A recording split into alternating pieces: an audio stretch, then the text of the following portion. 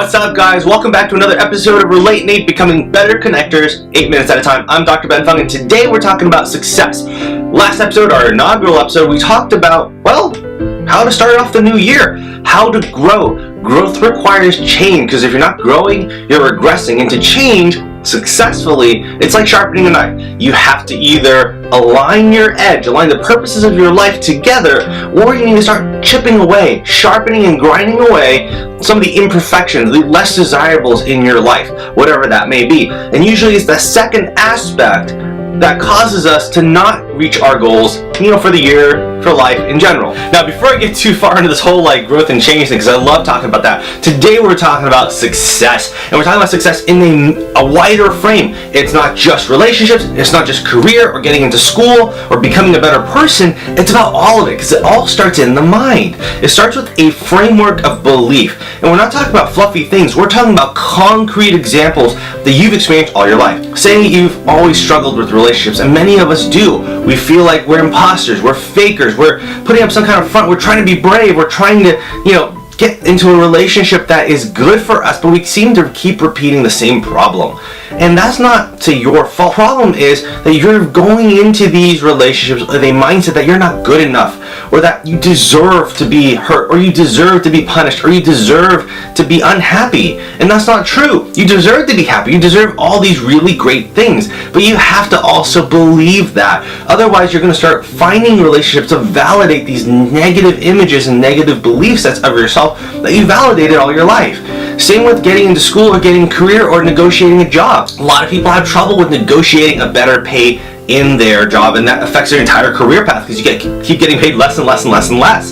So say, I'm in physical therapy, I'm a physical therapist, and physical therapists are the lowest paying doctoring profession. On average, getting paid, $70,000, $80,000, sometimes $85,000 a year, which isn't really a lot if somebody's calling themselves a doctor. And they are. They actually have the top 5 or 6 toughest ranked doctorates out there, period. Right behind MDs and PhDs. So why are they getting paid so little? Most of it's because traditionally physical therapists don't get paid that much. Most of the time nobody negotiates, and that's a problem, because then you go out of school, graduating, looking for a job, and you go, I guess there's just no way I'm ever going to be able to make X amount or Y amount. So you go into that with that concrete belief set, validated by everything you've ever heard while you were in school or in the first couple of months after graduation. So when you finally get your first job interview, you don't believe you can get more. Even though you've seen examples, you just think to yourself, well, that's the exception. But it's not.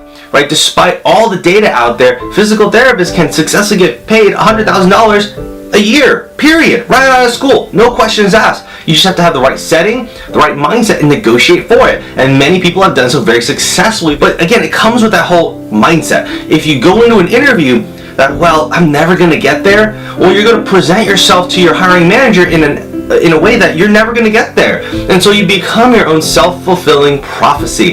That is 100% the problem with finding success. It's that we tend to validate negative things about ourselves because it's easy. Most of us fail more than we succeed, and that's another problem in and of itself. Success is a goal that is reached or attained, and most of us don't necessarily define our goals. And if we don't define our own success, then everything naturally falls into the plane of failure.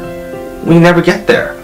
And that's a thing in clinical care. If you're a clinician watching this, because I know I have a huge healthcare audience, if we try to take care of people, but we never frame what success is, all they will ever experience is the health ails that they're experiencing now versus the hope that we're supposed to be giving them as healthcare providers. And let's loop this back into relationships.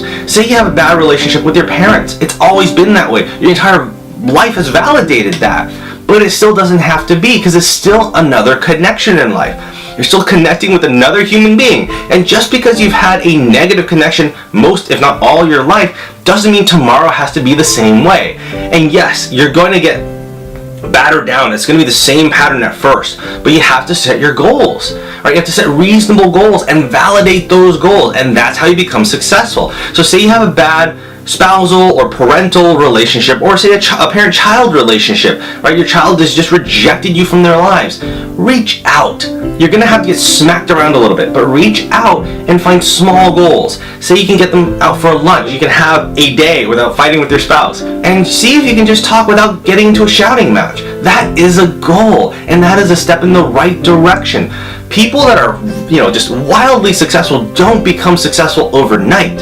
They have to do and fail repeatedly all the time. But what they have done is they have wrapped their minds around a framework where it's well-defined steps towards success so they can validate a positive aspect of themselves rather than what life tends to naturally give us, which is a lot of repetitive negative validation, which really kills our mindset and kind of sets us up for terrible amounts of failure that we're not good enough, or will never be worth it, or I don't deserve to be happy. I don't deserve to have a good relationship with my spouse or my children or my parents or my family members or my colleagues. That's a terrible way to live life, and most of us live there. And I live there every once in a while when I screw up in the day, because failure is normal. Failure is expected. But those that learn to rise from it, those that learn that failure is a process. It's not final.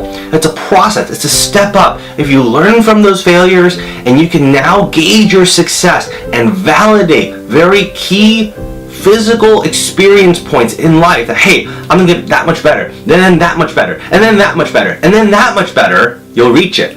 And I was reminded by, one of the people in my Brazilian Jiu-Jitsu Academy. He just got his brown belt, and he's been training for a long, long time, and he was reminding me, way back when he was training and he was brand new, you forget that sometimes. It's easy to lose track of how far you've come. So look back on your life. How far have you come? Because I bet you anything, you've come quite a way.